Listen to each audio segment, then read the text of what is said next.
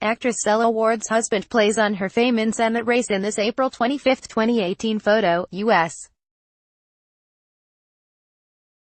Senate Democratic candidate Howard Sherman and wife Sela Ward, a Meridian native and well-known actress, smile on the porch of their home in Meridian, Miss.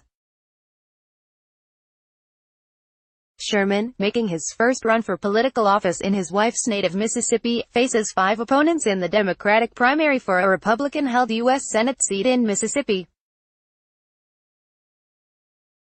Sarah Warnock, The Clarion Ledger via AP, Hattiesburg, Miss. AP, the husband of TV and movie actress Sela Ward is making his first run for political office in her native Mississippi, competing in a 6-person Democratic primary for a U.S. Senate seat held by a Republican in a deeply conservative state. Venture capitalist Howard Sherman is putting $500,000 of his and Ward's money into the race, and with only days to go before Tuesday's primaries, he jokes about his own name recognition. "Everybody calls me Sela Ward's husband, Howard." But Sherman says he really believes his wife, who played the U.S. President in Independence Day resurgence, will boost his chances by appealing across party lines. Sherman and Ward met in California and raised their 2 children there, but they sold their Los Angeles house and are living full-time near her hometown of Meridian. Speaking to about a dozen local Democrats recently in Hattiesburg, Sherman, 63, talked about the home for abused and neglected children that he and Ward started years ago in Meridian. After listening intently as Sherman talked about moving Mississippi off the bottom of national rankings for health and income, spectator Kathy McNair piped up and told him, "Tell Sela we love her." Sherman smiled and replied, "Me, too." The other Democrats include state reps David Beria and Omaria Scott, who began with more name recognition but smaller bank accounts in a state where Republicans hold all but one statewide office. They're running for the seat held since 2007 by Republican Sen.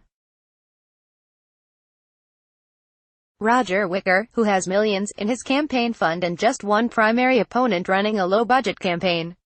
Beria, 57, of Bay Street, Lewis, is an attorney and the Democratic leader in the Republican-led House.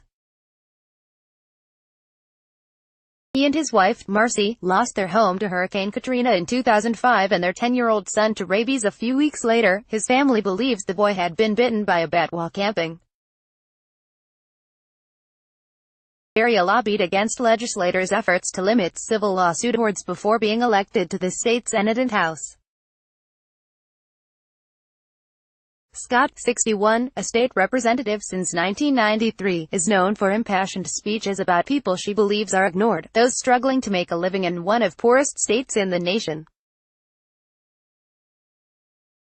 Scott is the former nursing home administrator who runs a soul food restaurant in her hometown of Laurel. She's also a breast cancer survivor who calls herself a walking miracle. She said doctors declared her cancer-free in February. The other 3 candidates, teacher Jensen Boren, chemist Jerome Garland and concrete contractor Victor G. Maurice, are spending little on their campaigns. A Democratic primary runoff, if needed, will be June 26. This is an unusual election year in Mississippi, with 2 U.S. Senate races on November's ballot, after Sen. Thad Cochran retired amid health concerns in April at the age of 80. Democrats are dreaming of grabbing both seats. It's a long shot, but they look for inspiration to heavily Republican Alabama, where Doug Jones defeated Republican Roy Moore in a special Senate election last year. Governor Phil Bryant appointed Mississippi's Republican Agriculture Commissioner, Cindy Hyde-Smith, to succeed Cochran temporarily. She's one of 4 candidates in a nominally nonpartisan special general election in November, with the winner filling the final 2 years of the 6-year term. Another is Chris McDaniel, a Tea Party-backed state lawmaker who nearly unseated Cochran in 2014, and Mike Espy, a Democrat who was Mississippi's first African-American congressman since Reconstruction before becoming President Bill Clinton's first Secretary of Agriculture. "We can send 2 Democrats to the United States Senate," Beria told the crowd at a fundraiser. "And what would that do, folks? That would flip the Senate," Scott said in an interview that Mississippi needs to be more forward-thinking to keep young people from leaving the state. "People want to have a job that pays a living wage so that they can spend some time at home interacting with their children," he said.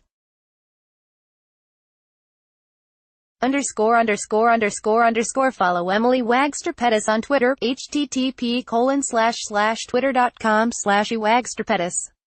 Copyright 2018 The Associated Press. All rights reserved. This material may not be published, broadcast, written or redistributed. Advertiser content.